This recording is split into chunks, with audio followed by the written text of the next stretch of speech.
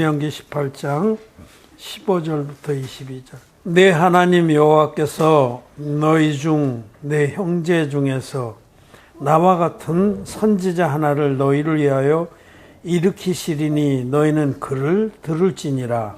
이것이 곧 내가 총회의 날에 푸른산에서 너희 하나님 여호와께 대한 것이라. 곧 내가 말하기를 나로 다시는 나의 하나님 여호와의 음성을 듣지 않게 하시고 다시는 이 큰 꼴을 보지 않게 하소서. 두렵건대 내가 죽을까 하나이다. 아멘. 여호와께서 내게 이르시되 그들의 말이 옳도다. 내가 그들의 형제와 같은 선지자 하나를 그들을 위하여 일으키고 내 말을 그들에게 두리니 내가 그에게 명하는 것을 그가 우리에게 다 고하리라. 무릇 그가 내 이름으로 구하는 내 말을 듣지 아니하는 자는 내게 벌을 받을 것이요. 내가 고하라고 명하지 아니한 말을 어떤 선지자가 만일 방자히 내 이름으로 고하든지 다른 신들의 이름으로 말하면 그 선지자는 죽임을 당하리라 하셨느니라. 내가 혹시 심중에 이르기를 그 말이 여호와의 이르신 말씀인지 우리가 어떻게 알리오 하리라. 만일 선지자가 일어나서 여호와의 이름으로 말하는데 증언도 없고 성취함도 없으며 이는 여호와의 말씀하신 것이 아니요 그 선지자가 방자히 함하니 너는 그를 두려워 말지니라. 아멘. 네. 오늘은 신명기 18장의 말씀을 읽었습니다. 신명기라는 성경은 율법을 다시 선포하다 그런 뜻입니다. 그래서 모세오경 중에서 그 모세오경을 통해서 하나님께서 당신의 백성들에게 주신 말씀들을 총정리해 놓은 것이 신명기입니다. 그 신명기 말씀을 읽어보면 하나님의 그 우리 인류를 향한 하나님의 뜻을 다시 한번 확인할 수가 있습니다. 그 중에서 이제 오늘은 이 거짓 선지자와 하나님이 보내신 그 선지자에 관한 말씀을 읽었습니다. 여기 오늘 18장 22절 말씀에 같이 한번 읽겠습니다. 만일 선지자가 있어 여호와의 이름으로 말한 일에 증언도 없고 성취함도 없으면 이는 여호와의 말씀하신 것이 아니요 그 선지자가 방자히 말한 것이니 너는 그를 두려워 말지니라. 아멘. 그 하나님의 선지자, 하나님이 보내신 그 선지자는 예수님입니다. 그 선지자의 말씀을 믿음으로 받아서 그대로 전한 자들도 하나님의 종들입니다. 그런데 어떤 자칭 선지자라 하는 자들이 하나님의 이름을 빙자해서 하나님께서 이렇게 말씀하셨다 하고 전한 말씀이 그 말씀을 듣고 믿는 자들에게 아무런 성취함이 없어요. 그러면 그는 하나님의 종이 아니다. 그는 죽는다라고 말씀하세요. 너는 그를 두려워하지 말지니라 하고 말씀하시고 또 20절에는 내가 고하라 명하지 아니한 말을 어떤 선지자가 방자히 내 이름으로 고하든지 다른 신들의 이름으로 말하면 그 선지자는 죽음을 당하리라. 진리의 복음, 그 선지자로 오신 예수님의 말씀을 그대로 믿고 전하지 아니하는 자칭 하나님의 종들은 다 죽임을 당합니다. 이 사실을 오늘 말씀을 드리고자 합니다. 여기 이제 모세는 가나안 땅이 바라다 보이는 요단 건너편에서 죽었습니다. 죽기 전에 하나님께서 모세를 통해서 그 선지자를 약속하셨어요. 이스라엘 백성들은 출애굽하고 나서 바로 호렙산, 시내산에 도착했을 때에 하나님의 그 나타나심을 굉장히 두렵게 받았어요. 하늘이 시커멓고 천둥과 우레 소리가 나고 불 붙는 연기가 일어나고 우레 소리가 가운데 하나님의 음성이 막 들렸거든요. 그래서 몹시 두려워했어요. 그때부터 하나님께서 당신 모세에게 말씀하시고 당신이 우리에게 말씀을 전해 주십시오. 두렵습니다. 그렇게 간청을 해서. 그래서 이때에 이제 하나님께서 그 말이 옳다. 백성들이 하나님의 그 중보자를 통해서 말씀을 듣는 것이 옳다라고 말씀하시고 그 선지자를 보내겠다고 말씀하셨어요. 너와 같은 선지자, 모세 같은 그런 하나님께서 특별하게 세운 선지자를 보내겠다. 그리고 너희는 그 선지자의 말을 들으라 라고 말씀하셨어요. 그래서 이스라엘 백성들은 그 선지자를 기다렸습니다. 세례 요한이 이 땅에 왔을 때 세례 요한이 많은 그 사람들에게 추앙을 받았어요. 많은 사람들이 세례 요한에게 몰려가니까 유대교의 지도자들이 대제사장과 장로들이 사람을 보냈어요. 그래서 세례 요한에게 당신이 그리스도냐? 맨 처음에 그렇게 물었어요. 네. 세례 요한은 아니라. 그러면 엘리야냐? 혹은 그 선지냐? 이렇게 물었거든요. 근데 여기에서 보면 이스라엘 백성들이 예수님 시대에 너무 암울하고 하나님 정도 없고 또 생활하기도 힘들고 로마 식민 통치를 받았고 그러니까 하나님의 그 종을 기다리고 있었습니다. 그럼 그리스도는 다니엘에게 약속하신 그 하나님의 종이죠. 말세에 마지막 때에 내가 기름 부은 왕을 보내겠다. 그 기름 부음을 받은 왕이 그리스도입니다. 그리스도란 말이 기름 부음을 받은 자. 그 구약에 약속하신 그 종들, 자기들을 모든 압제와 가난에서 해방시켜줄 그 종을 기다린 거죠. 또 말라기서에서는 마지막 때가 엘리야를 보내겠다. 너희 주, 너희 구원자 앞에 엘리야를 먼저 보내겠다라고 말라기서에 약속하셨거든요. 그래서 엘리야는 죽음을 맛보지 않고 불병거를 타고 승천했기 때문에 그 말라기서의 약속과 함께 하나님이 엘리야를 다시 보내리라. 선지자의 대표자죠, 엘리야가. 율법의 대표자가 모세라면 엘리야는 선지자 중에 대표입니다. 그래서 그리스도든지 엘리야든지 마지막으로 그 선지자, 그 선지자는 여기 신명기에 약속한 종입니다. 모세를 통해서. 역사적으로는 제일 먼저 약속한 선지자죠. 그 선지자가 바로 예수님입니다, 여러분. 세례 요한은 자기는 아니다. 나는 그리스도도 아니요, 엘리야도 아니요. 다만 광야에서 외치는 자의 소리라 이렇게 대답을 했어요. 그런데 그 선지자가 예수님입니다.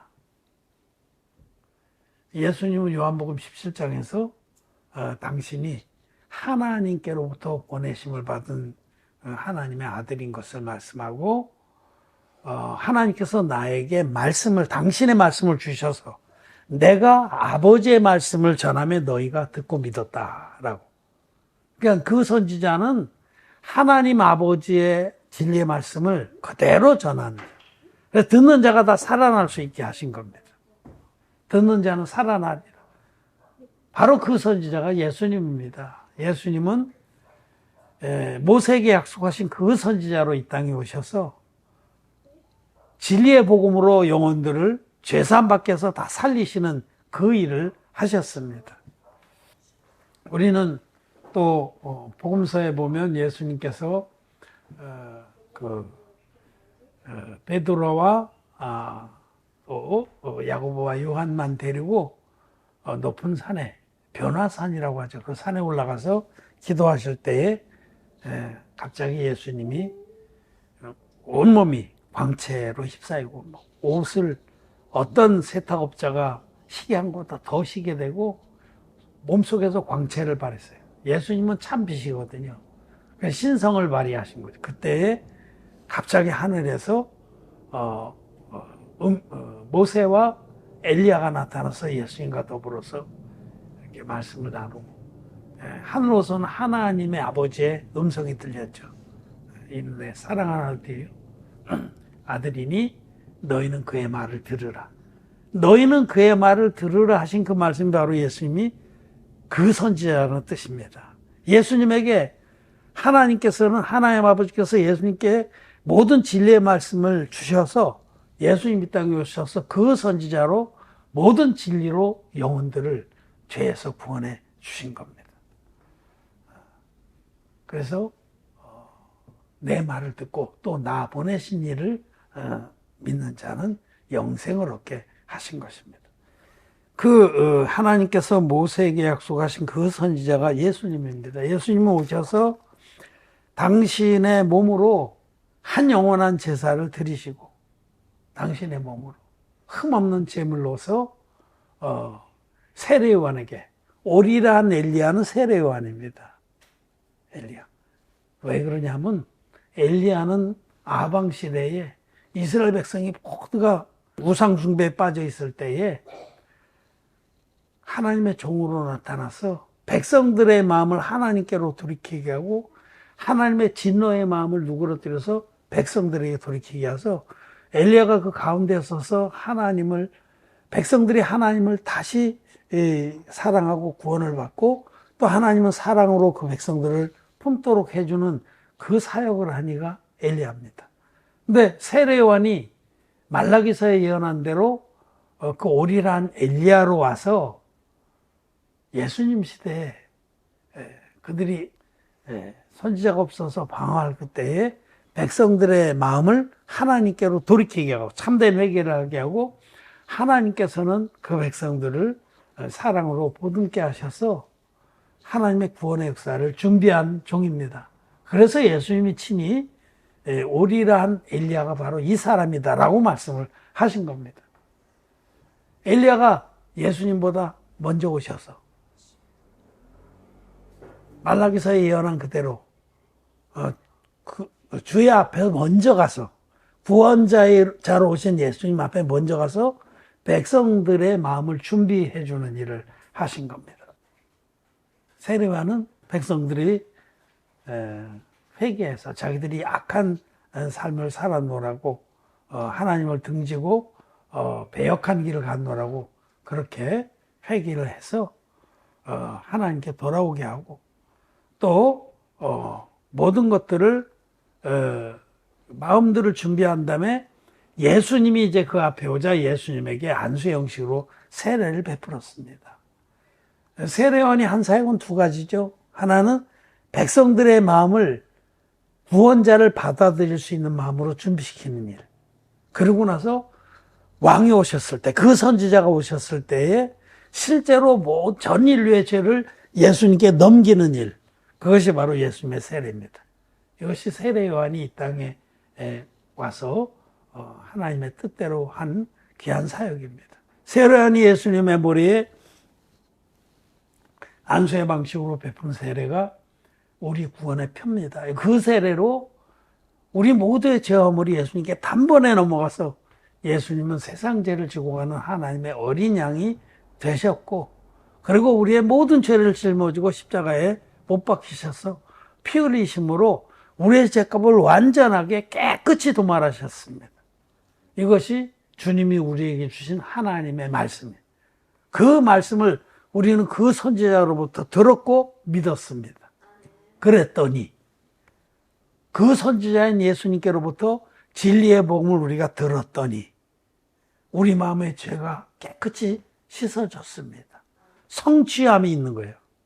우리가 전에는 어둠이었더니 죄가 가득해서 지옥 갈 수밖에 없는 그런 비참한 존재들이었는데 그 선지자로 오신 예수님이 우리에게 물과 피의 복음, 하나님께서 주님께 주신 이 진리의 말씀을 우리에게 전해주셔서 우리가 듣고 믿었더니 그 말씀이 우리 안에 역사에서 증험과 성취함이 일어난 겁니다. 죄가 깨끗이 없어진 증거가 우리 마음에 있는 거죠. 아들을 믿는 자에게는 증거가 있고 그런 증거가 있는 거예요. 여러분, 그 선지자의 진리의 말씀인 이 성경들의 복음, 물과 피의 복음을 듣기 전에, 믿기 전에 여러분 마음에 죄가 있었죠. 저도 죄가 있었습니다.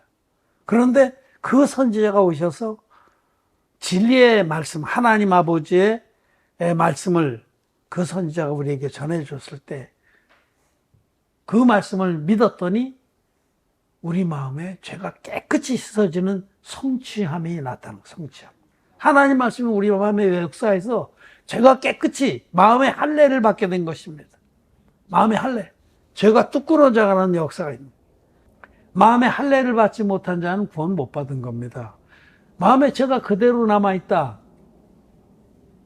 그럼 구원 못 받은 거예요. 여기 이 신명기에도 제가 요새 성경을 이 신명기 말씀을 들으면서 다니는데 여기도 뒤쪽에 가면은 30장 6절 같이 한번 읽겠습니다. 시작. 내 하나님 여호와께서 내 마음과 내 자손의 마음에 할례를 베푸사 너로 마음을 다하며 성품을 다하여 내 하나님 여호와를 사랑하게 하사 너로 생명을 얻게 하실 것이며. 마음의 할례라는 건 죄사함을 말해요. 마음에 죄가 가득했었는데 이걸 하나님께서 진리의 말씀으로 쏙 끊어내서 예수님께 다 넘겨갖고 예수님이 깨끗이 갚아주셨습니다. 진리의 복음을 믿는 자는 마음의 할례를 받고 성취함이 있는 그 선지자가 전해준 진리의 말씀을 듣고 믿는 자는 증언이 있고 성취함이 있습니다. 그런데 그 선지자의 말씀을 그대로 믿은 그런 하나님의 종이 아닌 거듭나지 못한 종들이 많습니다. 많은 정도가 아니라 절대 다수입니다. 그들은 오늘 신명기 18장 22절의 말씀에 해당돼요. 만일 선지자가 있어서 여호와 이름으로 말한 일에 증언도 없고 성취함도 없으면 이는 여호와의 말씀하신 것이 아니요 그 선지자가 방자히 한 말이니 너는 그를 두려워 말지냐. 그를 두려워하지도 말고 쫓지도 말고 그는 죽일 자입니다. 하나님의 심판을 받습니다. 너희 중에 선생된 자는 더 엄히 심판받을 줄 알라. 자기 하나님 종이라고 속여서 수많은 영혼들을 지옥에 끌고 가기 때문에 그들이 자기도 하나님의 종이라고 그러고 여호와의 말씀을 전한다고 찌꺼려 댑니다마는 그들이 전한 말씀을 듣고 성취함이 없습니다. 아무리 듣고 믿어도 죄사함을 못 받습니다. 예수 믿는 죄인으로 남게 되는 겁니다. 기독죄인으로 남는 거죠. 제가 오늘 아침인가 어젠가 이제 유튜브인지 무슨 뭐 페이스북인지 잘 모르겠어요. 1분짜리 숏 같은 거, 뭐 릴스 같은 거 한 편 봤어요. 근데 얼핏 봤어요. 짧은.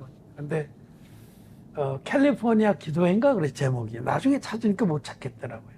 근데 이제 장면이 이래. 짧은 1분 내에 그건데 사람들이 많이 모였어.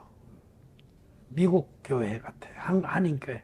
목사님 아주 잘생기고 참 인상 좋은 분이, 키도 큰 분이 마이크 자꾸 여러분들 기도 제목을 무슨 기도회인데 기도 제목을 막 받는 거예요. 근데 막 어떤 부인이 한 60쯤 됐는데 일어나서 벌써 눈물이 머금은 눈으로 우리 아들 믿는 짝을 구하게 해주십시오. 그렇게 이제 아들이 너무 잘나서 장가를 못 간다고. 그런 이제 기도 제목 할 수 있죠. 그런 건 좋아요. 그런데 또 하나, 내가 죄가 많습니다.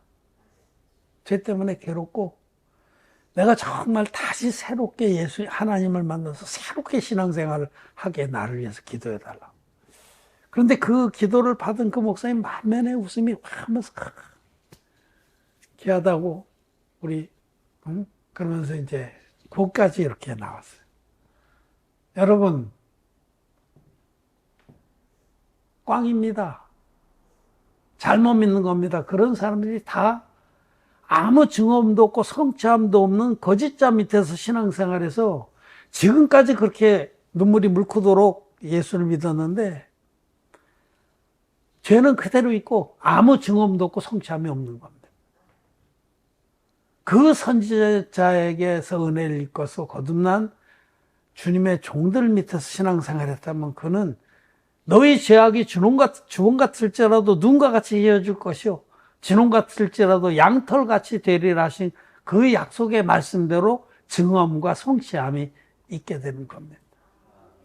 그래서 제가 그런 걸 보면서 또 다른 사람 다 똑같은 그 동병상련이에요. 다 죄가 있어서 정말 주님을 다시 한번 뜨겁게, 여러분, 반쪽짜리 복음, 진리의 복음이 아닌 반쪽짜리 복음은 맨 처음이 좋아요. 맨 처음 믿을 때 뜨겁고 좋아요. 근데 그다음부터 내리막길입니다.